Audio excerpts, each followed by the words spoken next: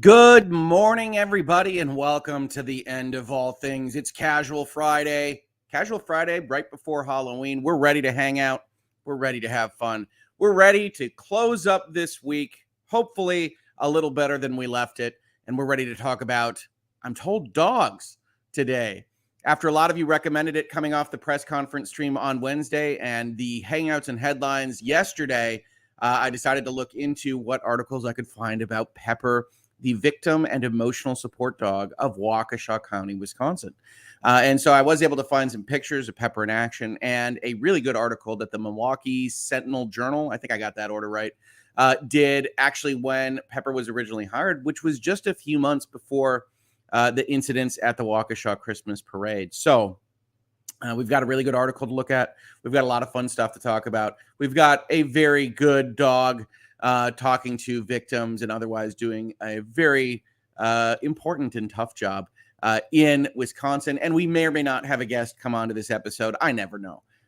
So I never like to hold anybody. Some people are interested in coming on to this one to talk about doggos, but I never hold anybody to getting up at this time of the morning because sometimes it just doesn't happen. For the rest of you, where are you hanging out from? How are you doing this Friday? Is everybody ready to talk about casual stuff, dogs? I do want you to know Pepper, the emotional support dog, did take the place of some articles I was going to do covering the absolute manic changes in the DC movie sphere and, of course, the continuing long march through our cultural, science fiction, and fantasy institutions that is J.J. Abrams and his hit squad with the announcements on Star Wars this week.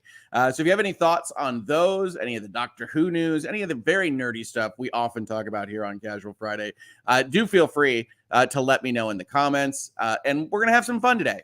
It's important to not just focus on the worst possible things that can happen. It's important not to just take every article super seriously. These are what I would call fluff articles, but it's all right because he's a fluffy dog. She's a fluffy dog. I apologize. I have to get these down. As I've said in the past, for some reason in my head, dogs are boys, cats are girls. That's just how I think about them. But that's not in fact the case, or else they'd have very, very short societal lifespans. In any event, good morning from Nevada, says Kim Farm. Good morning, Nevada. I hope you're ready to have a good day. Happy Friday from Boca Raton, Florida. Yellow emoji heart, coffee, and a blue emoji heart. Probably maize emoji heart, if I'm being honest. Go blue. That's right, folks. Tomorrow is Michigan State Day. Get your votes in now. Michigan Wolverines forever. It's going to be great. Michigan State has had Jim Harbaugh's number, even in down years.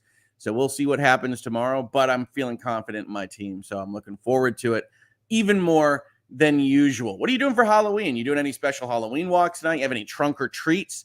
I'm always interested in what costumes people are wearing. What's popular this year? My daughter, as you probably can guess from Gaming Dino, likes to make her own costumes.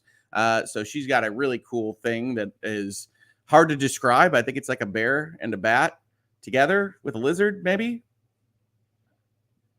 And I know it has a name that I have forgotten. Maybe co-counsel can put it in the chat. But it should be awesome. What is everybody else doing? I'm going to be celebrating my college football team winning and hopefully having a good time.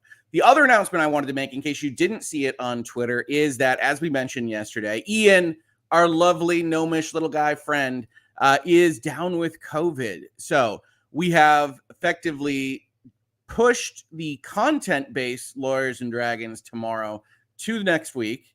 But we're going to have an episode where all of us are going to get together because we have the time slot already preserved, except for Ian, who's going to get rest. Hopefully, Ian's going to show up. I just know it.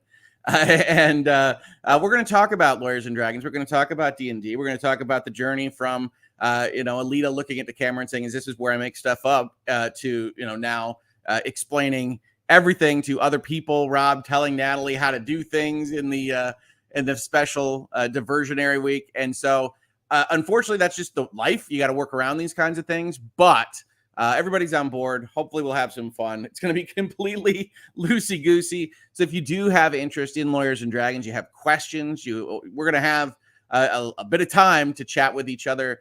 Let us know, and I will try to I'll try to capture those questions. And you can ask us whatever you want on Lawyers and Dragons, generally speaking. So Sue Lillard with a super chat. Thank you so much for the support, Sue. Listening as I'm jumping onto I-131 North, heading towards Big Rapids, and you all are my co-pilots. Ghost emoji, jack-o'-lantern emoji, and orange and black hearts. It's Halloween time, everybody. It's going to be fun. It's going to be fun. What's your favorite horror movie? That'll be a good question. I can't pull that. There's too many options, but I'd be interested to know what you like to watch here in Halloween. Morning, Hoeg family, says Sugar Mag 78. Good morning, Sugar Mag 78. Get better, Ian. Absolutely. We want Ian to get better. I can assure you he is still texting up a storm. He is still tweeting up a storm. And he's got that sleepy time Ian trying to fall asleep on the steps of the Johnny Depp v. Amber Heard courthouse vibe to him. I wish COVID on no one, but funny Ian is funny Ian. So we can at least take the silver lining from that. As Callista says, Ian is still being spicy on Twitter, though. It's a good sign. I think he's being more spicy than usual. He's taking out his frustrations with his body on Twitter, so it is amusing. Alexis, your family sounds awesome. I wish mine weren't so dysfunctional. I can assure you every family has dysfunction, and every family goes through relationship issues, but I'm very happy with mine, and I appreciate it. We are awesome. Get well, Ian. Go Spartan, says unnamed Firestorm. Yeah, go right out of the stadium and back home. I do. I like Michigan State most of the time, except for the weeks we're looking at right now. A lot of good well wishes for Ian in the chat, which is fantastic. Here for Lawyers and Dragons shenanigans. Lawyers and Dragons shenanigans are tomorrow, Carrie. I'm just making announcements about Lawyers and Dragons shenanigans. But yeah, we'll have some fun. We can't. So here's the thing, right? Prior in the season, we could do some stuff with timing and whatnot. We do have an endpoint that we're trying to hit for this season. And so we're in plot mode, and basically all four of us need to be up and running. So we'll see exactly what that timing looks like for the end of season one, but we work with what we got. And unfortunately, Ian got hit by the bug, and I hope very much that he feels better very, very soon. We got some favorite horror movies. The Fog, John Carpenter, or like the remake. Nobody's going to say the remake to this. The Ring, absolutely. Who isn't afraid of like long-haired girls coming out of television screens?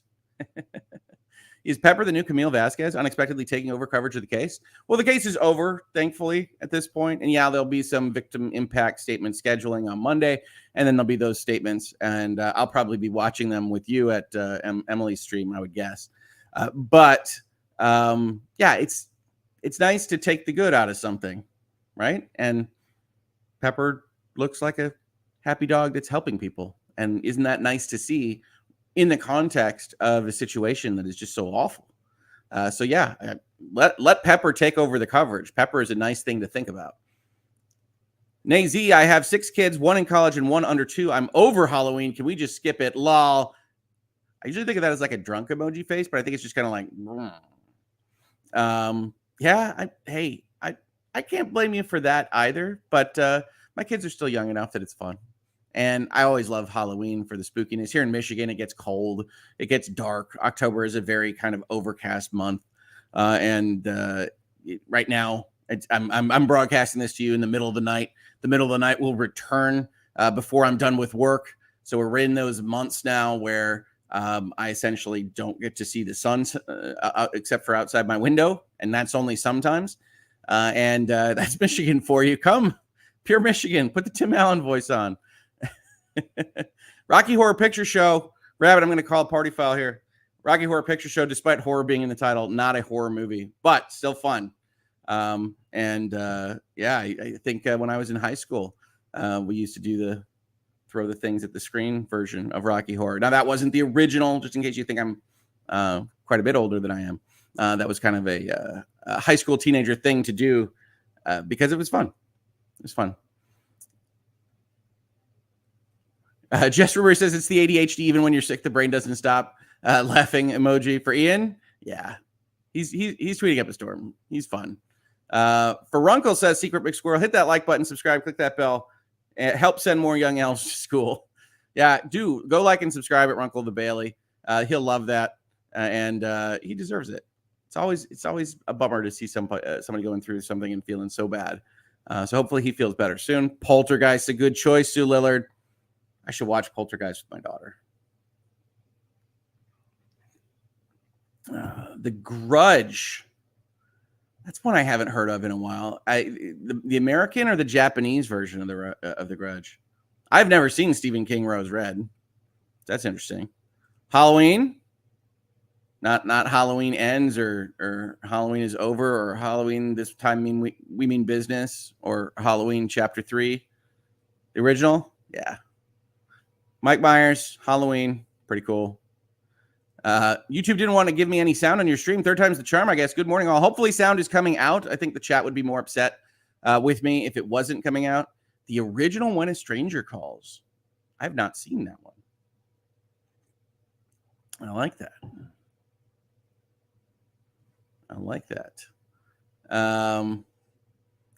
Endpoint, I don't like hearing that. Surely every end is the beginning of another season. Well, we certainly have plans behind the scenes, but you never know exactly how things are going to go for everybody. And we want to be as open as possible to differing possibilities for what folks want to do with Lawyers and Dragons. But I can just tell you that everybody is enthusiastic about pursuing it. But we also want to have a relatively complete story to have been telling you for a season. And so we do have plans for that as well. Tucker and Dale versus Evil, Behind the Mask, The Rise of Leslie Vernon. I prefer comedy subverted horror films. I think for my favorite comedy horror film is Cabin in the Woods. That's what I tend to like. I never watch horror movies.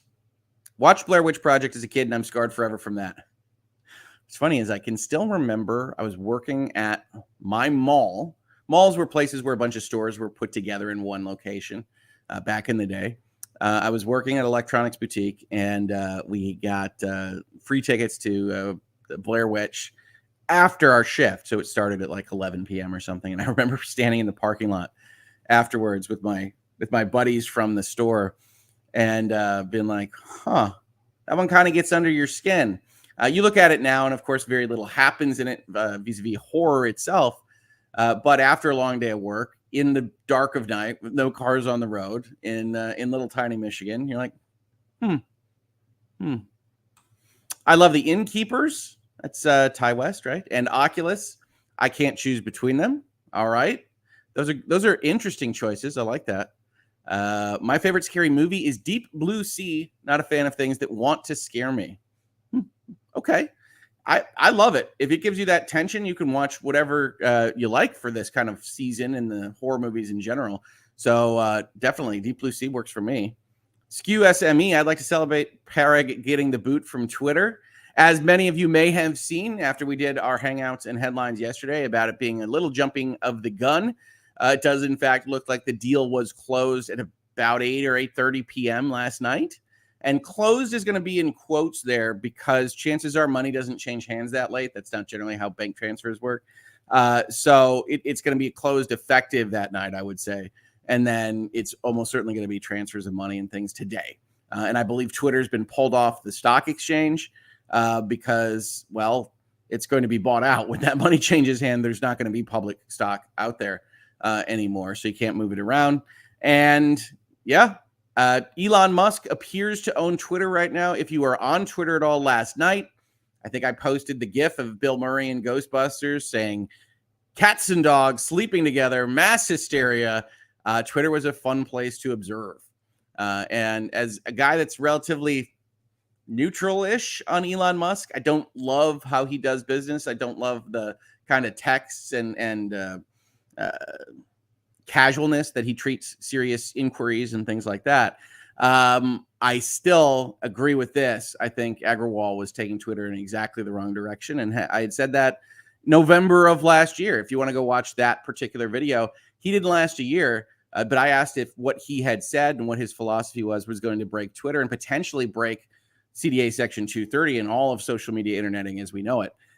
So I was not a fan. And I'm interested to see what the new guy can do, but we'll see. He is a wild card actor who just spent $44 billion. Whoo! Scream, Silent Hill, Hellraiser, Trick or Treat. I love Trick or Treat. That is my guilty pleasure horror movie.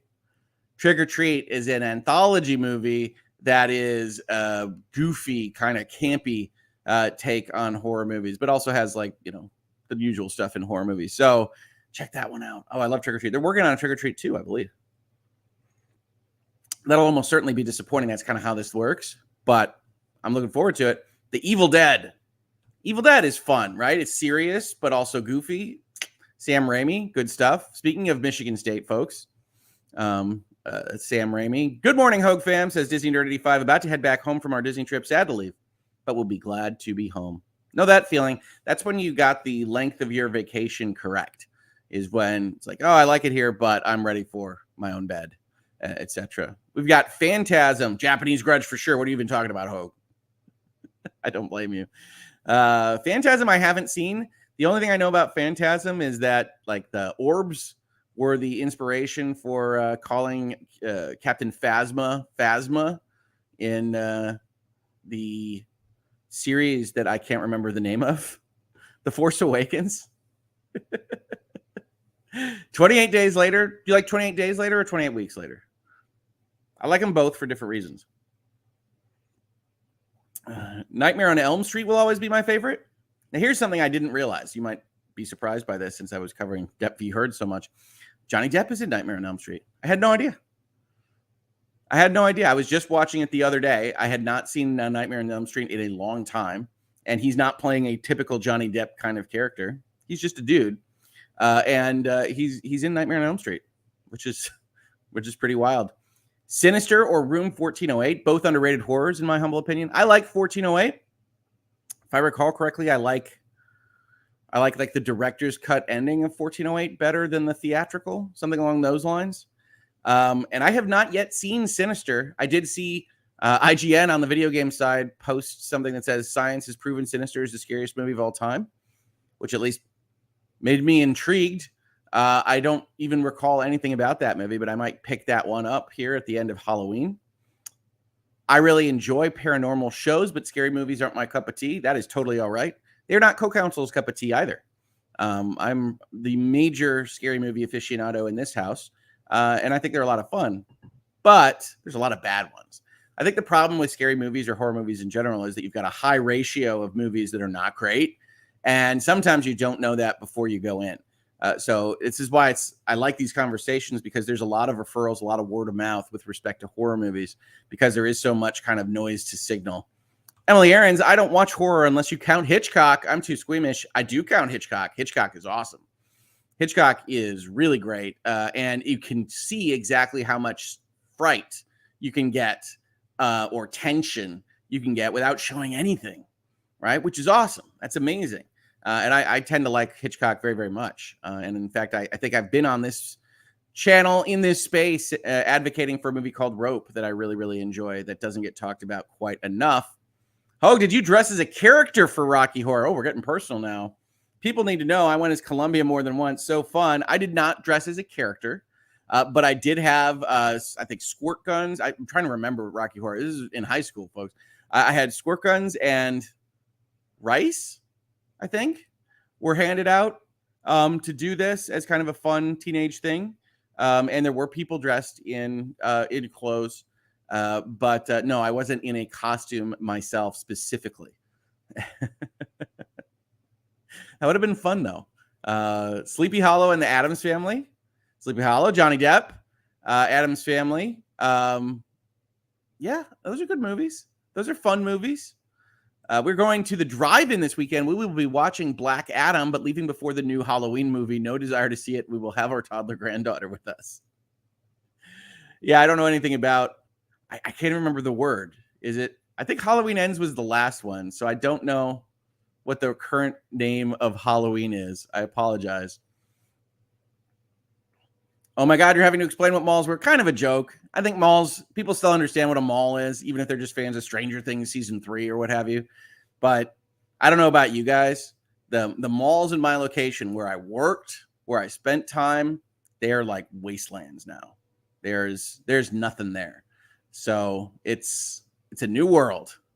The bouncing camera in Blair Witch made me so nauseous I couldn't pay attention. It's part of the horror. You're feeling a little sick. The truth is, in terms of the found footage stuff, and this is going to sound funny because it's not a great movie, I actually feel more empathy towards like the Cloverfield characters and them dealing with the giant Godzilla monster. And I like the concept of getting that view from the ground on that stuff. But Yeah. They're not good people, so it's all right to see them stomped and whatnot. Horror movies are my jam, says Sherry. I also teach a course on horror supernatural fiction. Loving this thread. Animals and horror. Doggos, horror movies. It's Casual Friday, folks. We talk about absolutely whatever. Not a fan of horror at all, but tempted to watch Barbarian, as I heard it's very good. Just need to pluck up the courage first. Barbarian is on the potential list for tonight if we do a double feature. So as I've said before, we do Friday night horror movies in October with a friend of mine, and recently my eldest daughter, who sees things she probably shouldn't, but it deals with it all right and loves October like I do. And Black Phone and Barbarian are the potentials for tonight, I believe, with Black Phone coming first because she really wants to see that one. Britt Cormier with a $10 super chat. Britt, thank you so much for supporting the channel, really all the time. Morning all, favorite horror movie is Hellraiser, even though it was not as scary as The Exorcist. I was like 8 when I first saw Exorcist. Maybe that is why I do not agree with Hoeg on entertainment. Britt, you are so supportive, except when it comes to my views on reviewing movies and things. It is hilarious, and I love it. The Exorcist plays better when you're younger, and I don't know that it holds up quite as well as I would hope. But Hellraiser is a fun movie. I'm assuming you're talking about the original and not the Hulu remake. But I think I prefer kind of an existential dread. I've said this before. I like some weird horror movies, but I like that dread feeling. I like the feeling in Annihilation, the movie with Natalie Portman. I like the feeling in The Ring. The Ring to me has real dread in it throughout its running time. And I really like that. SCJ643, I have a Halloween tradition of watching the vampire anime Shiki. The license expired for it, so you can't stream it, but I have the Blu-rays. Awesome. Yeah, isn't that fun? Where because of stupid streaming license rights, you can have a collectible for at least a time while people figure their stuff out or don't. So enjoy that. I don't know that anime, but it sounds Halloween-y. 448 Claire has become a YouTube member. Welcome to the community, Claire. I really appreciate it. I hope you have a good time here. Secret McSquirrel. This is Aussie Troll talking to Secret McSquirrel. Halloween is slowly getting larger in Australia, but the accepted rule here is no light, no decoration, no knock. Isn't that the accepted rule everywhere? That's our rule too. You turn everything off if you're not going to be there or if you just don't want to participate, and then you skip that house if you're out on the street. Sometimes you'll still get people that come and knock, but generally speaking, that's the rule. Does misery count? Still gives me nightmares. Misery absolutely counts. Absolutely counts. I don't have a Twitter, so Elon's not a problem for me. Don't worry, Elon will make an IPO for Twitter soon. It's hard to say. I mean, Elon, I can't predict Elon. I'm just gonna level with you. I have no idea. But at least what he has gone out there with recently is effectively that this can't make money. And so I'm going to take it private because if I own all the shares, I don't have to breach a fiduciary duty to myself. And that goes away if you go public. Now, money's still important, but he has billions of dollars, even if he just burned 44 of them in a fire. So we'll see what happens. I have no idea. It's going to be fun to watch. Mo B became a YouTube member. Welcome, Mo B. I hope you have a wonderful time in the community. Thank you so much. We got other people saying they don't have Twitter, so they're not worried. You can go watch. It's interesting. Recently been watching the Final Destination films, which are a lot of ridiculous fun, though. I like Final Destination as well. But the thing I always hated about Final Destination is, like, there's no winning. There's nothing to actually fight against. It's just a parade of horrible things happening to admittedly often horrible teenage characters. But it's not an intellectual exercise. Let's go with that. Thanks to the person who suggested the topic yesterday. It's the perfect casual Friday topic. Yeah, we're going to talk about a cute dog. We're going to talk about horror movies. We're going to talk about Michigan football, which I know everybody here agrees is the best college football team in the land. And there are no other teams. I don't have to say go any other kind of college football teams. Never happens in this space. Who's your boyfriend now, Nancy? Johnny's first movie. And yeah, I was watching it the other day, and it's like, and the credit is something like, I'm going to get this wrong, but it's like introducing John C. Depp or something like that. And I was like, it's got to be the same Johnny Depp, right? And if you go and you watch it, he's got the poofy 80s hair. He doesn't look particularly memorable. It's very impressive. One of Depp's first movie roles was Nightmare on Elm Street. Love that movie. So genre bending with all slashers that were out. Yeah. Sinister was too scary for me. The short films were too realistic. I don't know anything about Sinister. Sounds fun, though. Don't watch Sinister with the Hoaglings. This is fair. This is a good tip. And did anybody say Crimson Peak already? Crimson Peak is a movie I admire more than I love.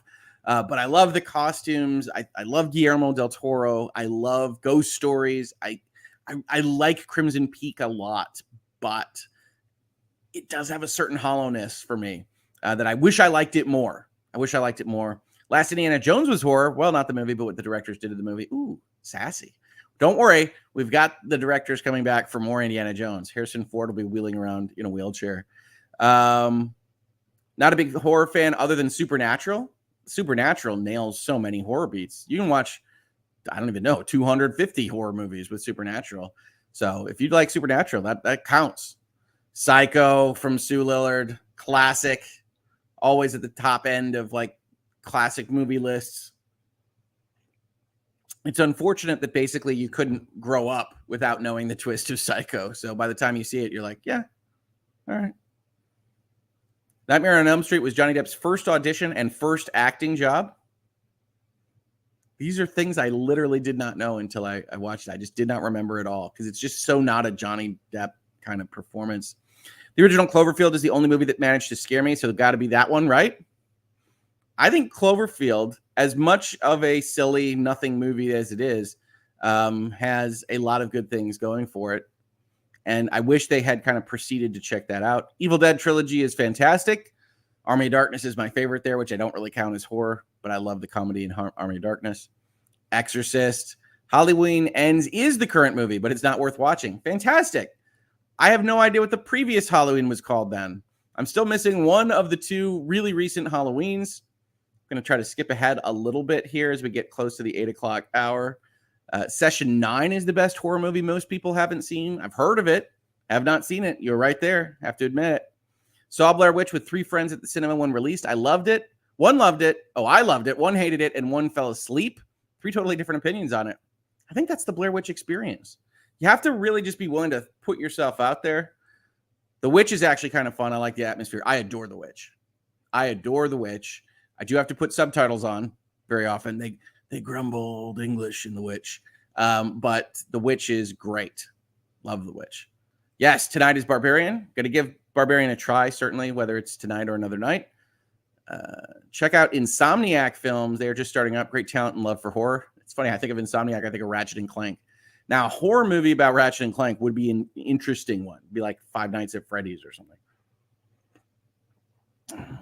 Cujo and Pepper, opposite ends of animal behavior. Bringing it all together. Deidre. I love it. Thank you so much. Barbarian goes off the rails in the second half. 5 out of 10. Better than Halloween Ends, though. We'll see.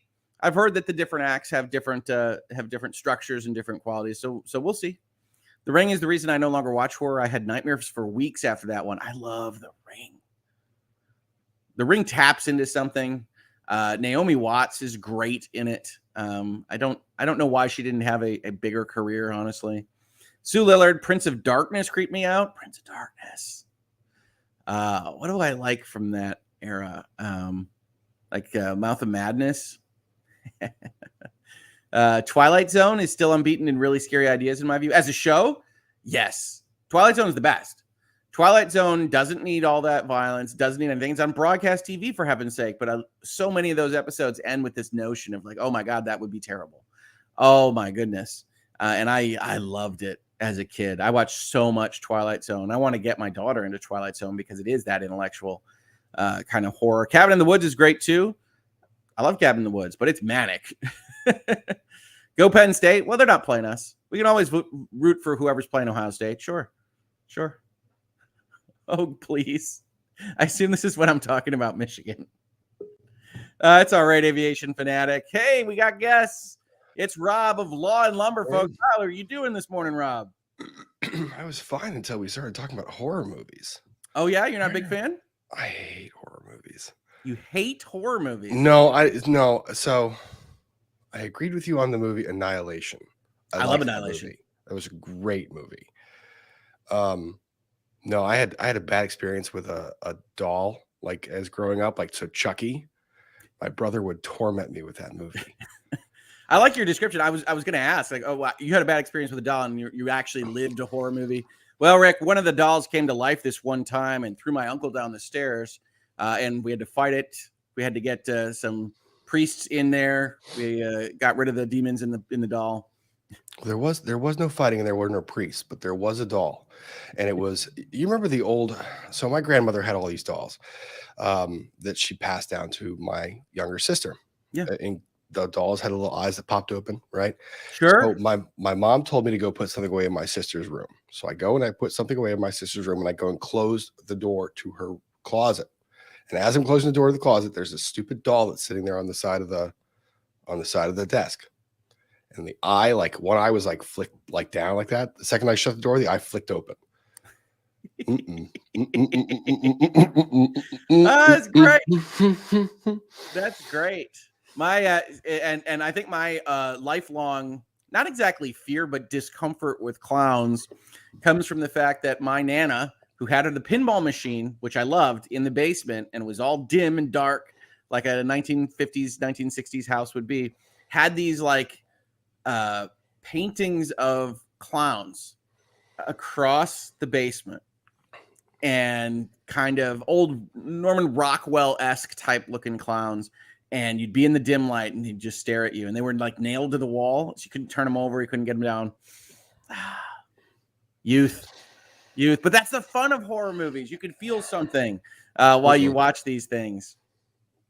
Yeah, you can feel trauma like working into your system that lasts a lifetime. Well, maybe. We'll see. We'll see if I'm ruining my eldest daughter, who has participated now in the 2nd October of horror movies. And she loves dark stuff, right? She's a writer at heart. She might go on to do writing at some level as an adult, and narrative analysis. That's why she does postmortems with me and things like that. But she likes dark twists. She likes that kind of stuff. She really loved some of those movies that have those. And then we got real horror, right? We got the real horror here from Aviation Fanatic. Go Buckeyes, I have to say, because super chat and those are the rules. But we'll see you in November. We'll see you. So how are you doing other than us talking about horror movies, Rob? I don't know. Last night was almost a horror movie with my Wolfpack. I mean, we just eked it out against Virginia Tech, but yeah, well, you guys have one of those years. Michigan has those years too. Get unlucky, injury bug, make it through some games. Yeah, you make it. But working on putting out video content today, Friday Night Frenzy tonight. There you Warriors and Dragon question and answer session tomorrow. What a day. What a weekend. What a life. You're going to get a lot of questions. I know, Rob. We're going to get, how did you get involved in this? How scared were you at the beginning? What is it that is most like you and Ghostblade? What qualities do you share? We got all sorts of opportunities to answer these questions, folks. Tomorrow, Sparkle Farts, there is chaos to spread. Chaos to spread. That's right. Exactly. And what are you talking about on Friday Night Frenzy tonight? Do we know? I think we're going to do a little Brooks postmortem. Yep. We're going to talk a little bit of Musk because, oh my gosh, Twitter is amazing. You want to talk about a horror show? There are so many people who are living their worst life right now on Twitter. I don't want to look. I know some people take it legitimately seriously, and I'm very sorry if you were like traumatized by this. But as a guy that has seen a lot of mergers and acquisitions, and hey, Elon Musk may ruin it all in the future, I still say 99 times out of 100, whatever you're doing on Twitter right now is not going to change. Whoever the head of Twitter is. Did you notice when Jack Dorsey was replaced by Parag Agrawal? Did you? No, it's a different guy. And as much as Elon likes to tout, we'll see exactly what he decides to do on a major basis. I suspect it will be minimal. So we'll see. Yeah, I just love that everyone thinks that they have this power. Like the employees writing all the employees saying, "I have these demands," and like, oh, Rob's giving away my virtual legality material because I'm almost certainly going to parse the open letter from the employees where I have to be very, very unfortunate and say, folks, you don't control this company, and this is going to go very poorly for you. Yes, especially if you wrote that letter on company equipment. Oh my goodness. So I understand the feeling. I understand, honestly, having been at a place of work and then having what you view as like the exact alternate of what you want to be working for take over. That can't be fun, but it's amusing. There's amusements happening with people losing their minds. It's still business, folks. It's still business. With Your Bird says, don't like scary stuff, but would recommend the French-Canadian thriller horror film 5150 Elms Way. I've never heard of this, With Your Birds. I should have a notepad. I'm going to go back over the tape on this because I love scary movie recommendations. When it comes to random movies that nobody's ever heard of, I like to recommend Lake Mungo, which I believe is Australian. I know people have mentioned it as I've mentioned it before here in the October chats, but Lake Mungo, very little gore. I don't think there's any gore, but that'll get some dread into you. Rob's looking out. He's going to watch Lake Mungo right after he gets off this video. And Rob is here with us because he wants to talk about emotional victim support dogs. And so he's here not for this horror movie conversation. So we're going to get through some super chats. We're going to change over to the headlines. Rob knows that we do headlines at 8, comes in at 8, rolls in, ready to go. Here's Papa Hoeg calling in from parts unknown. Twilight Zone, best episode, top 5. I adore this series, which is often written and directed by Rod Serling. We're getting a little like American Movie Institute here. Clowns were painted by Red Skelton, in case anyone here even knows who that is. Oh, Nana's clowns? That would be Papa Hoeg's mother. And so he has a even more strong relationship with the clown paintings. They were frightening, Dad. They were absolutely frightening. But apparently they were painted by a person by the name of Red Skelton, which I think is a comedian, if I'm wrong. Okay, so the question, though, because he super chatted me, and you don't have to do this, Dad. We can just talk. Twilight Zone best episode. The episode that I tend to think of for Twilight Zone is Eye of the Beholder, which, of course, is the episode where the star is under wraps for 90% of the running time, and they take the wraps off, and you realize that she's beautiful, and then the camera spins around to show just horrifying makeup on everybody else that just stuck in my head. I can see it right now, getting the sweats. So I love that one. Top 5 includes things like Time Enough at Last, Burgess Meredith. I always think of that. What else is a really fantastic Twilight Zone episode? The one where they go to space and come down and have to realize that they're all crazy. I don't know. I'll need a little bit more time. I like the one where the monks are talking about whether or not they have Satan locked up with the monk staff, and Satan convinces the guy to let him out. It's good stuff. Britt Cormier, you talking about college football? I thought Michigan stopped having a team when they lost in the Big House to a D2 school. I saw that come in, and I was like, shots fired. Shots fired, Britt. Who has a team called the Wolfpack? Is that a real schools team? It has shots fired, Britt. Oh, it's great. Britt, I'm going to allow this because you paid me. But outside of that, I do like a little trash talk in football land. So you're allowed to. Yeah, we lost to Appalachian State. Not our finest hour. That's also the first game of college football that the Big Ten Network broadcast. So people had to go find it on whatever channel. And then they saw it on repeat for the rest of the year. Every single time. So there's 2 things that I get on repeat. Like now, it's every anniversary of Michigan dropping that punt and Michigan State running it in for a touchdown with no time. And it's Appalachian State, I think either blocking or missing that field goal. And it's, wow, it's good times. It's good that Michigan is popular enough that these folks think they can get that schadenfreude from showing those clips all the time. Unfortunately, just so many other teams aren't even popular enough for us to highlight their losses that they're not proud of. But it's all right. It's not easy being a Wolverine. It's not easy being blue. Jennifer Foley, did anyone think Magic was scary? Magic. I don't recognize that movie name, Jennifer. I'm very sorry. Magic in my head. The Gathering? It's a card game. Did they make a movie out of it? No, it's going to be before Magic the Gathering. Huh. I'm sorry, Jennifer Foley. I'll look out for your chat if you can describe it a little bit better, and I will let you know if I've ever seen it. Aviation fanatic Rob, I love that NC State is not just a basketball school anymore. Good luck. Yeah, I love it too. This is gonna be a tough season to watch, losing your starting quarterback and then. But go Wolfpack, go Pack. Caitlin Klein does say Red Skelton is good old comedy. And I just want to make sure we're caught up so that we can talk about good doggos. Stargazer Dragons, I inherited the entire Red Skelton clown painting set from my mom. They are still in boxes 10 years later. No way they are going up on my walls. Maybe bring them out for Halloween next year. I don't know if I was traumatized as a young person, but I certainly still remember them. So we can go with that. Dimly lit paintings of clowns is something No, there. it's just no. Cheers to you, Nana. Still, they had that awesome pinball machine, which is now in my basement. Love you guys.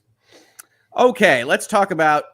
Speaking of the emotional support I need, let's talk about some dogs. Let's get this up here. All right, so we've got Pepper, the emotional support dog here. I just paused this here, and there's a very short kind of stub article here from WISN ABC, Waukesha parade victims, the Darrell Brooks trial that we've all been watching, comforted by Labrador Retriever during trial. Pepper is funded through a grant where prisoners actually train the comfort dogs. And we're going to get a lot more detail on this, but I wanted a little picture of Pepper. Okay, we're not trying to take all that. Victims who spent countless hours at the Waukesha County Courthouse had a special room and a special four-legged friend to comfort them throughout the trial. WISN 12 News got to meet Pepper, the county's comfort dog. The Labrador Retriever spent time with victims during the 3.5-week trial. Pepper is funded through a grant where prisoners actually train the comfort dogs. That's the article. So it's not super useful in terms of information, but we've got more, and we've got pictures. So we've got Bruce Harrison here, a reporter. Oh, yeah, the puppers. Pepper, the victim assistance dog, is checked out. She's had an incredibly long trial. Good dog. Apologies for the angle. I mean, this is just right. I'm awesome. And then this is the press conference podium. These are pictures from the conference, right? Pepper's there. You see Pepper. We're all introduced to Pepper, and then Pepper's like, "Is that it? I'm done. We're good," and I'm out. So, I mean, you do gotta love it. This is the sleep of the dogs. I want to sleep like this. And we got a picture from Chanley Painter that actually put up. The heart, I believe, is this is not actually in the photo. This is added by Ms. Painter. But you see Pepper doing what she does with one of the victims who lost someone in the incidents here. And we're highlighting the dog here more than the victim, but you can see just kind of looking, supporting, emotionally being there for the dog. And Rob, as we go into why Pepper is in Waukesha and what she does, I know that you said when you said, "Hey, give me the link for this one." You've been advocating for this in your neck of the woods. Oh, I love this. I love this. So this was a trial where you got to see the emotional support dog in an adult setting. And that's where the dog can get highlighted, because this is a trial where it's public. Where these programs have the most effect is in juvenile court proceedings, when you've got children that are either testifying or children that are in the courtroom. Mm-hmm. And having the dog there in a lot of these proceedings it's insanely helpful. You have a child who's locked up because they're having to talk to either a judge, or they're having to talk about an experience they went through that was traumatic in its own right, but the information is in their head, and unless it comes out of their head and vocalized, then the right thing can't happen. So you're trying not to re-traumatize the child by having them testify to this, but you need the information from them. It Right. is such a hard situation, and having programs like this where the dog will actually accompany the child to the stand, and the child in the middle of a question can look down and pet the puppy, and the puppy can have his head on the child's lap. It is amazing what you see with these children. They just all of a sudden they get completely distracted. They're petting the dog and they just start talking. Honestly. So any dollars that can be spent towards these programs, I want to see it spent towards these programs. I think that's awesome, Rob. I actually didn't know anything about animals in this setting whatsoever until Pepper is there at the press conference. So I'm really glad that you can be on this episode, because the kids is going to be one of the things that the Milwaukee Journal-Sentinel here talks about. And interestingly enough, so this article, trained by inmates, Waukesha County's new service dog provides comfort and emotional support to victims. If we look at this date, it's April 2021, right? It's the 4th month of the year, when what's going to happen in that parade is coming in November, 7 months later. And we're going to hear all about it. The dog was specifically brought in. Here's Pepper. Oh, God. The dog was specifically brought in to talk. The dog doesn't talk, folks. I know it's a very sensitive animal, but it does not talk. But to help kids in those settings. And we'll get some stats here as we look through this article. But you can see Pepper's ready to go. Waukesha, despite her name, Pepper has what safely can be called a sweet disposition. Surrounded by a score of criminal justice students Monday at Waukesha County Technical College in Pewaukee, Pepper enthusiastically made the rounds, greeting each student, checking out each bystander, and generally settling down in the middle of the crowd on hand to meet her. What's more, she loves kids, her handler said. It's that disposition, along with the ability to respond to 60 canine commands. I don't even know what. I don't respond to 60 adult commands. I don't know 60 commands. I don't think, in Lawyers and Dragons land, I have the command spell, and constantly I'm like, I could just say fall over, but I don't. I struggle to come up with commands at all. So understanding 60 is pretty impressive. That makes her an ideal trained companion and an important new part of Waukesha County's Victim Witness Assistance Program. Officials say, "We are excited to say that we have hired a very good girl," said Jennifer Dunn, director of the Victim Witness Program and Pepper's handler for its facility dog component, several years in the making. More importantly, she is calm and gentle and loves attention, especially from children. That's important because it's the children the Victim Witness Assistance Program has in mind. So exactly what you were saying, Rob, is that getting that information out of people that are traumatized is a tricky thing, and you don't want to re-traumatize victims, especially like kids. Pepper's job is to provide companionship and comfort to child and adult victims of crime, Dunn said, typically meeting with victims during prosecutor interviews and trial preparation and waiting with witnesses before they have to testify. And you saw in the tweets, one of the things that was happening with this particular support dog is that they had a room at the trial where Pepper was walking around with people that could be called to testify, would be called to testify, other victims of the situation, and providing that emotional support, like we saw in the Chanley picture, right here, which is lovely, honestly. In her first 3 months on the job, she has already been involved in 31 cases. This is a working dog, usually involving children, sometimes in crimes as delicate as SA. Her presence can assist in reducing victims' anxiety and stress while they participate in the justice system. Pepper, a purebred Labrador retriever, is nationally certified, trained to recognize and respond to dozens of commands. Unlike police dogs, her role favors gentle comfort, and the commands reflect that responsibility. Yeah, you wouldn't want a police dog in this role, generally speaking. Training from unexpected source, and then we get the second component of this story. But that's overall exactly as Rob described. Waukesha County says, we've got these particular witnesses, we've got these particular victims. In order to see justice served, we have to have them participate. And let's just be frank, that sucks. You've had something bad happen to you. That's not a pleasurable experience, even if you want to see someone punished or otherwise get justice served for your county or for yourself. I feel blessed I haven't had to deal with that. You saw it in the DA's press conference. When the DA is talking about it, as attorneys, this is something that people look at attorneys and they say, well, you guys ask these questions. You guys are these terrible people. No, we're not. We really, really, really, a lot of times we don't want to ask the questions. I don't want to have to do this. I don't want to have to ask the questions. I don't want to have to re-traumatize you. It hurts me watching you testify the way you are. Like that DA asking questions, you could see and feel the resistance that she had in asking some of those questions. But you have to get the answer. And I don't know if you watched it, Rob, but I love at the press conference, she gets asked the question about like, what did she change when Brooks is, going crazy on witnesses? And she says, well, we went back to our plan and basically said, who can we drop? Who can we not have to ask to go through this? Because this is insane.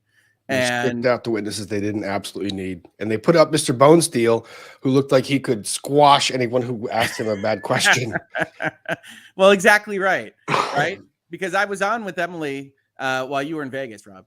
And Peter Trago said the right thing, which is like, well, you could do really horrible stories about everything that happened there. And they didn't do that. And I was wondering why. And I think you got that a little bit in the press conference, which is we went to the bare minimum to meet the elements and to not have people go through the Darrell Brooks show.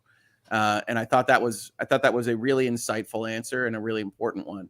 And yeah, Pepper's part of, look, I know folks can agree or disagree with how the judge ultimately handled Darrell Brooks. And I tend to side that it's too lenient, but that we have a record now that's very resistant to appeals. But however you feel about it, it is clear that the Waukesha Justice Department was very concerned with trying to treat the victims with dignity. And I always like to see that.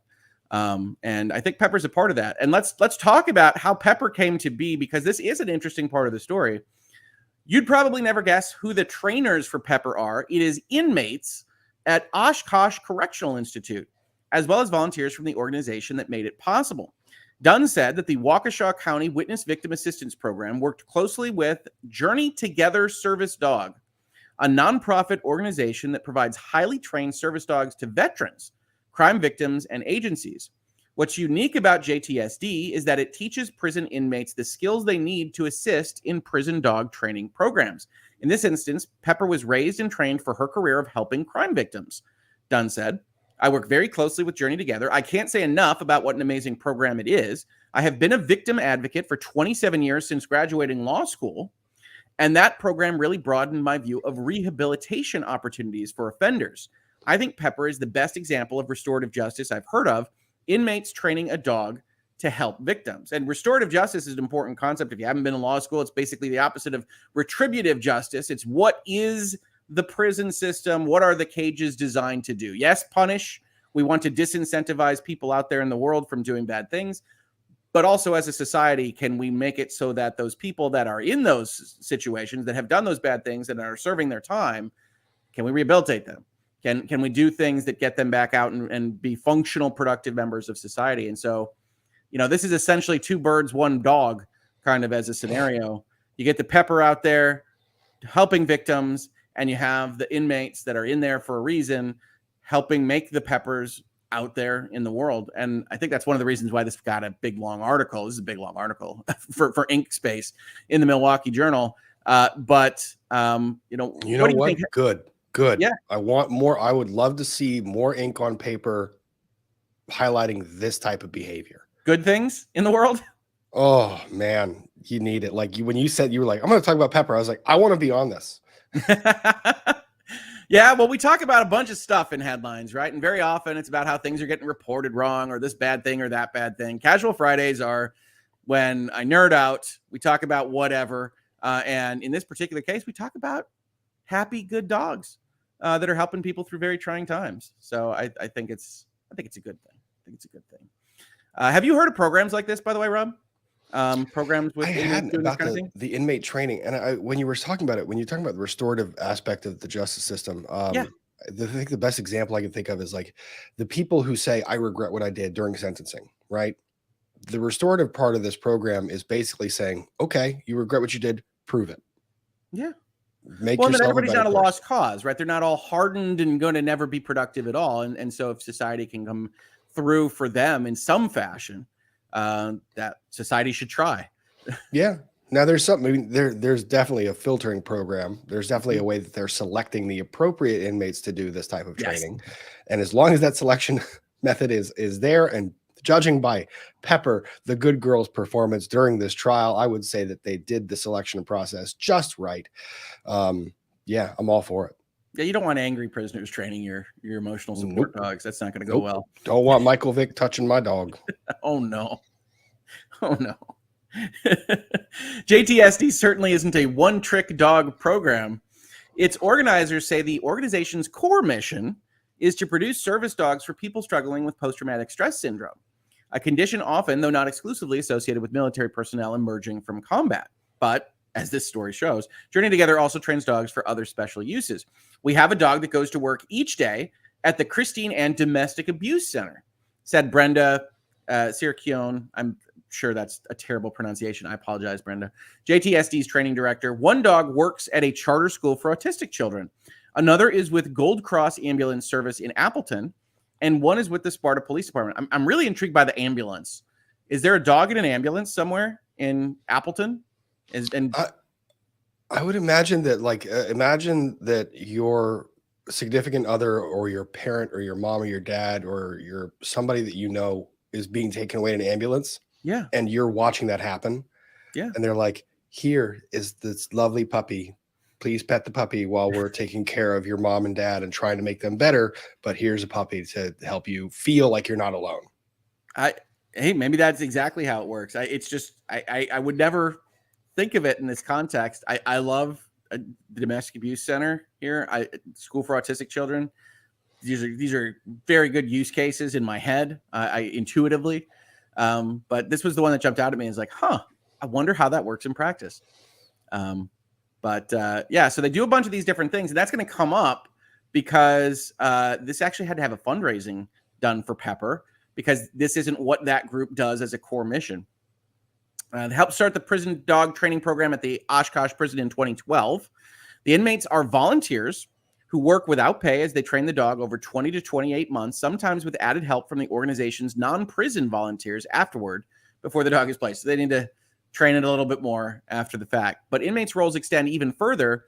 The JTSD program is unusual in that the inmates help train not only the dogs, but also involved in training the person who receives the dog. The program's early success created an unusual supply and demand scenario. Over time, it became apparent that we had more qualified inmate dog trainers than we had dogs available for them to work with at the prison. Yeah, you keep training inmates to be good with dogs. You only have so many dogs to place. The sweet disposition of dogs such as Pepper isn't an afterthought. From the beginning, officials are very selective about what canines are considered. Service work is not a job for all dogs, she said. We work with breeders and carefully select puppies that have the best chance of successfully being matched with an individual with a disability. We carefully raise our puppies to become confident and enthusiastic workers for their human partners. We play a wide variety of training games so that the dogs develop a love for learning. This is a person that has found their calling. She wanted to do everything she could to make sure we got the right dog for the right job, Dunn said, noting JTSD's selection of a Labrador Retriever for its people skills and its intelligence. Are labs known for people skills? These are things I don't know about Labradors. I just know them for eating drywall. That sounds like a personal story. You had a Labrador eat your drywall, Rob? No, I had friends. I had to do drywall patches on friends' houses because the dog ate through a closet. Oh, no. Usually JTSD, which depends on donations to cover its expenses, provides service dogs to the end users at no charge, with the condition that the recipients cover all costs for the dog companions from that point forward. You take over the dog care. In the case of Waukesha County's Victim Witness Assistance Program, however, the training costs for Pepper had to come from the county, given that the nature of the program was outside JTSD's core mission. To that end, prison inmates weren't the only ones who played a key role in bringing Pepper to Waukesha. A student-led organization at the Waukesha County Technical College were integral.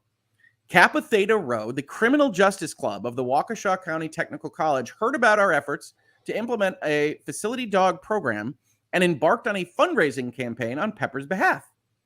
Carrie Ann Yerkes, WCTC faculty advisor for the Criminal Justice Club, said members who were made aware of Dunn's efforts to acquire a dog to aid crime victims were particularly enthusiastic about the training program and what it meant for inmate rehabilitation. One of the reasons we really liked the project was because it was not just about victim witness services, but the restorative justice aspect of Journey Together. So now you're taking victims, offenders, and law enforcement, putting them all together to try to do something better in this world. And I think that right now, that's really needed. It's a happy article, folks. Oh, I just feel so much better. Casual Friday, iconic. Like I just feel better. The club raised $1,000 through the sale of WCTC coffee mugs, enough funding to feed Pepper for a year. Yerk said that the effort was merely the first installment in a fundraising campaign the club plans to continue to benefit the Victim Witness Assistance Program. Dud said the county will continue to seek funds to cover other costs, such as the $600 vet bill resulting from a UTI Pepper suffered in the first 3 months on the job. Sad Pepper. That's no fun. And you can make donations here. They got a link here. You can see the link in the article if you're interested in donating to Pepper. And that's it. But I mean, like, this is a long form article about a dog in a major publication. So there you go. You got Pepper there. You got Pepper tuckered out at the end of the trial, doing their job. And I think, as Rob said, it just feels good. Like, you see Journey Together Service Dog here. See little.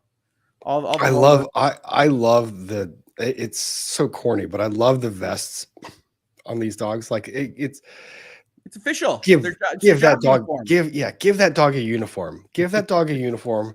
He or she deserves it. Send he or she out into the world and make him do good. Yeah, absolutely. Oh, puppy. Yeah.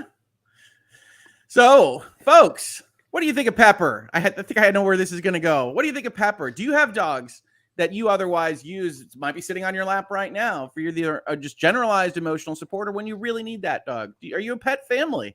I'm really curious to hear from all you. And were you expecting to see a dog at the press conference after such a harrowing and honestly somewhat traumatizing trial process in and of itself for those of us that aren't directly affected in Waukesha? So, let me know. Dusky186 says Pepper 10 out of 10 would pet again. We don't deserve animals. Hearts for Pepper. All sorts of good stuff. Love Pepper. Just, I don't blame anybody for saying this. Rob, I don't know this about you. Do you have a pet, or have you had a pet? I had dogs all throughout my life. I'm not with a pet right now because I spend too much time either at work or in the shop. Yep. No, you got to take care of them. See, that's a reasonable position to have, Rob. It's like, I'm not going to be able to take care of that dog. I'm not going to have a dog. I think there are a lot of people that don't make that judgment call. But I know, yeah, but I'm glad to hear it. We had cats, and we had one big dog when I was a kid. But I'm somewhat like you. It's like, man, I got so much going on, I wouldn't be able to take care of it. Now, we do have a bearded dragon. My daughter loves as an emotional support bearded dragon, but they are very different than fluffy dogs. There's no question about that. And yeah, what do you all think? I'm going to grab some super chats. It's so nice to have a wonderful casual Friday, happy spirit, emotional support dog conversation. I know some of you are going to need it, especially if you're Spartans after tomorrow night, but what are you going to do? Oh, hey, look pet a dog. Inspiring shots now. It's going to be okay. Hey, one of the things I really love about college football is the acceptability, just talking a little. I have nothing to do with this game. It could go completely south on me, right?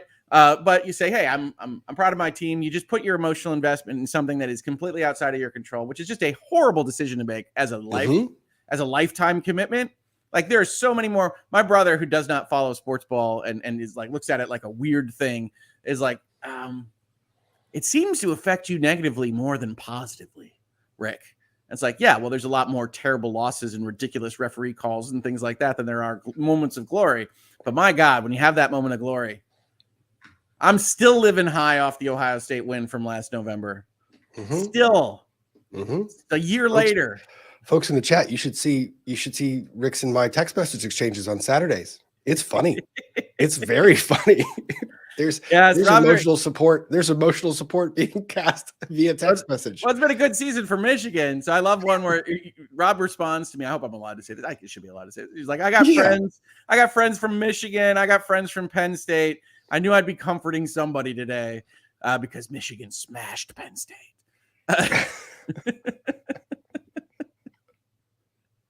And it's the truth, though. It's the truth. And my wife is still like, oh my God, what is Hangouts and Headlines even going to be like on the Monday after a loss for Michigan? We still don't know. We still don't know. You still don't know. I get, like, when you guys are playing it tight, I will get surreptitious text message from Mrs. Hoeg Law. We've entered the silent phase of the conversation. Yeah. My kids, if there's a game I'm watching that I'm invested in, I'm a weird fan. I'm not a loud fan. I'm a very quiet, focused fan, as if my seriousness can be relayed through the broadcast system. Get it together, team. And my kids hate it. They'll come and they'll see me on the couch and be like, they'll look at me and they'll just like back out of the room like Homer Simpson into a hedge. Yep. Yep. And if anyone in the chat has not followed Rick on the Twitter machine that we think is the dumpster fire, if anyone hasn't followed him on there on Saturdays, just go on his, just refresh, because you get real-time updates and commentary of a spicy variety sometimes. Depends on how the game's going. But yeah, it's funny. American football, and I know my European subscribers here and followers on Hangouts and Headlines will complain about this, and rightfully so. American football has so much time to like tweet, so it's like you can do it between plays. So it's like, oh my god, I can't believe they didn't show replay. I really get mad at Fox's broadcasting. If that sounds good to you, at Hoeg Law on Twitter, folks, like and subscribe. I love the people that come in and be like, oh my god, Rick is really into football. Oh, it's my favorite part of Saturdays. Like we get off of Lawyers and Dragons, and I just go ahead and like hit refresh, and I wait until to see what. So what Rob he isn't telling you right now, but he did the biggest party foul of all, which is post on Lawyers and Dragons. I'm taping the Michigan Penn State game, and Rob goes, "It's gonna be fine, Rick. It's 6-0." You did not just do that. Oh, the murder stare that came across. Rick's hysterical on Saturdays, and then a very different Rick on Sunday for the Lions.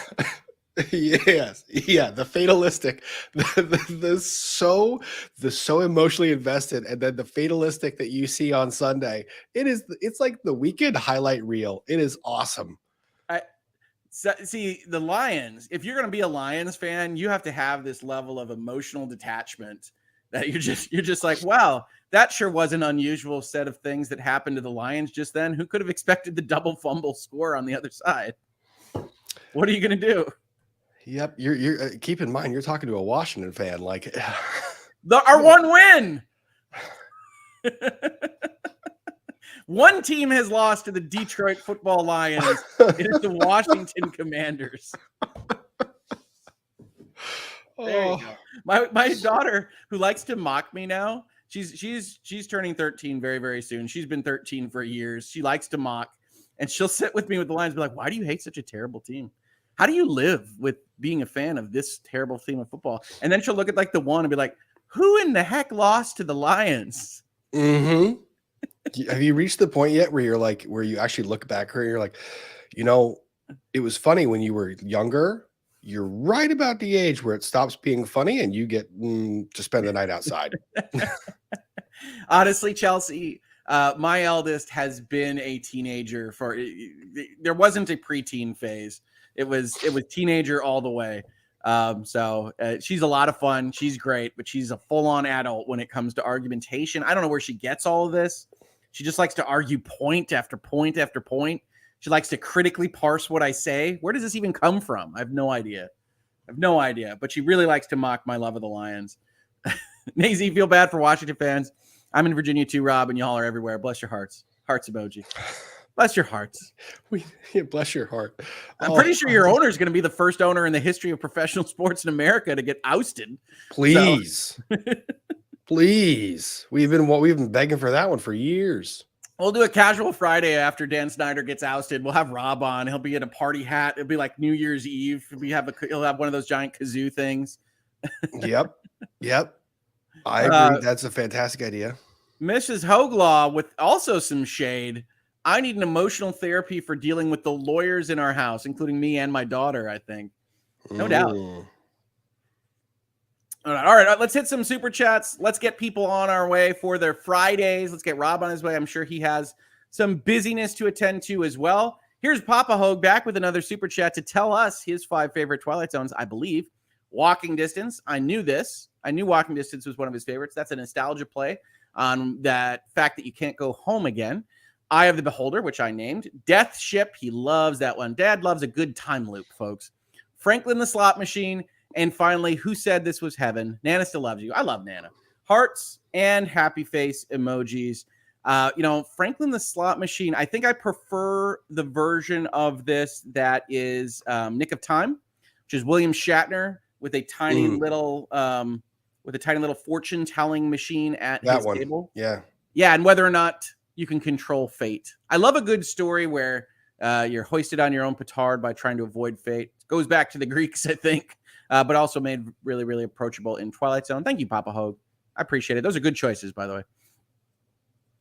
Ninjal 1994, which is bigger, college football or the NFL? NFL by orders of magnitude, but college football, I would argue, engenders more emotional investment from people that get into it. 100% by far, 9 Inch Nails gal. Yeah. So the NFL is a lot bigger in terms of revenues, money, advertisements. It's the biggest sport that we have here in America, but college football is where it's at. Look, geographically, I've had the Lions my whole life, so there wasn't the opportunity to emotionally attach to that team very much. I did when I was younger.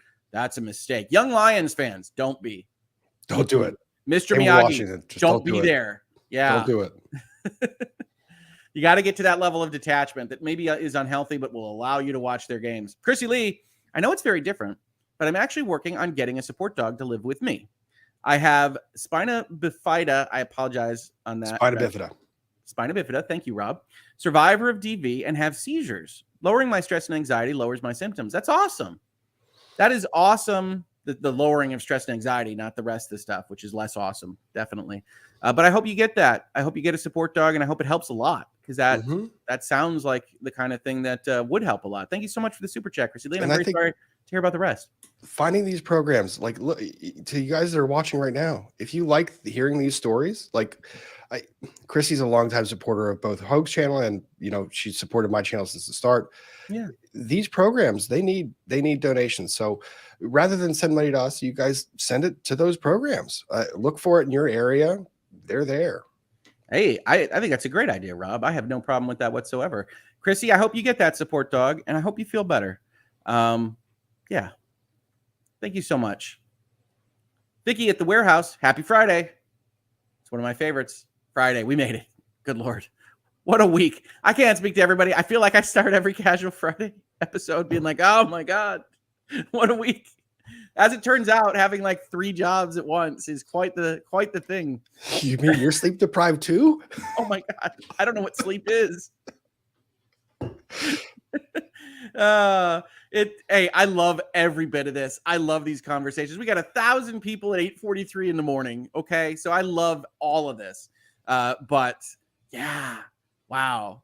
I've been working on investment documents. So I'm trying to even get into a closing, doing all this stuff. Rob has undoubtedly been doing the stuff that he does while he's preparing Friday Night Frenzy, while he's doing Trials of the Century. How'd that go, by the way, my man? That was great. We finished up Salem Witch Trials. I think next week, depending on our favorite Canadian, whether he's on the mend or not, we're going to try and push out. Yeah, I think we're going to try and do at least a preview. We're going to try and release the next 3 weeks so people know what we're covering. Oh, a schedule. Cool. Hey, I will check that out. That sounds good. Done 19 episodes already. Can you see? So, Rob, this is one of the things that I find funny about this job, which is that I think people heard, I think you saw on the Twitter, YouTube sends me a note that says, congratulations on your 1,000th video on Wednesday. And it's like, I like to work, but honestly, I was almost a little embarrassed by the fact that the 4th anniversary of the real opening of the channel isn't for another month. And it's like, I'm sorry, am I averaging like 250 plus videos a year? Sorry, everybody. Look at what you've done this year. Now, I love it because I get to wake up and you basically get me through my mornings, most mornings. And every now and then I wake up early-ish for me and I jump on and hang out with you. But we each talk one about of these animals. Yeah. Oh no, I love it. But yeah, we went from Virtual Legality as the one show to basically doing 3. And that's been That's been fun. Actually, 4, because I have to do question time very soon because of my awesome supporters, and I have to schedule that. Maybe Halloween. So we'll do a Halloween question time. Maybe I'll wear a hat or something. A different hat, magic hat. We'll figure it out. A couple more super chats. Ningal 1994. My staffy was a rescue. Now he has my eyes and more. That is awesome, Ningal. I'm so glad that so many people are having good experiences with animals. And Jojo with a super sticker. Thank you so much, Jojo. I really appreciate the support for the channel. It is a lot of fun to do. It's a lot of fun to have these conversations with y'all. I'm glad that we can have them about some fun stuff on Fridays as well as other days, but not as often because there's a lot of serious stuff to cover. Honestly, if this weren't a Friday, I almost certainly would have been doing a Hangouts and Headlines on that open employee letter. But instead, it's going to be virtual legality, I think. So get excited for that. Mav with a super chat. I have major depression and had a wonderful dog, but I ultimately gave her to a family that could give her a better life. I miss her. I'm so sorry, Mav. And I'm so sorry about your depression. Hopefully that can get better. I know that that's not useful. But the Hoeg family has dealt with that before, and I know it really sucks. So thank you for the super chat. I really do hope that it gets better for you. I just found out in Michigan, people call the night before Halloween Devil's Night. Is that a Michigan thing? I thought that was an everywhere thing. Is that just an us thing? I didn't know it was called Devil's Night. Well, so historically in Michigan, especially in Detroit, there's been a history of kind of breaking stuff on the day before Halloween. So it's Devil's Night. I don't think it's as much as when I was a kid, but that's where that came from as far as I know. But I thought it was other places as well. You never know what's just regional to you sometimes. But yes, we do have Devil's Night. That is very true. All right, folks. Good morning, all. I think it's just a Michigan thing. I lived in Ontario, which is practically Michigan. Never heard that term. Devil's Night when you TP houses and smash pumpkins. That's kind of the benign version of Devil's Night. We've had like fires and things. It's called Mischief Night in Rhode Island. They burn stuff where you are. We had a mischievous night as a kid, but not where I live now. They're trying to change it to, it's going too fast.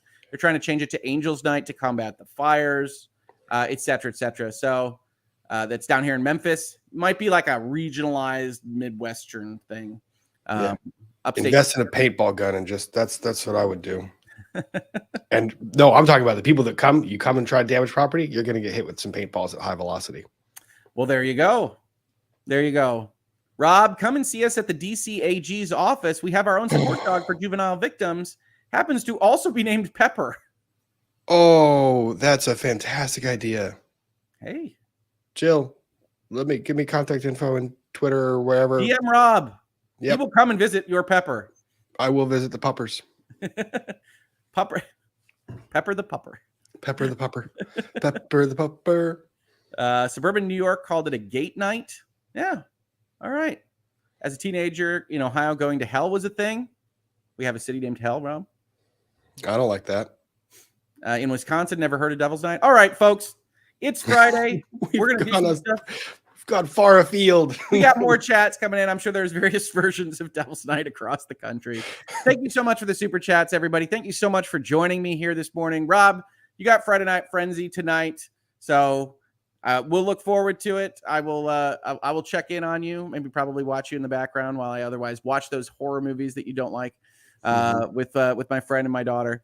But everybody else, have a wonderful Friday. Have a great weekend, unless you're a Spartan. And everybody, I will see you on Lawyers and Dragons tomorrow morning, where we're just going to be chatting, having essentially a super Hangouts and Headlines with Lawyers and Dragons as the topic. So if that sounds fun to you, come join us at 10 a.m. tomorrow, Saturday.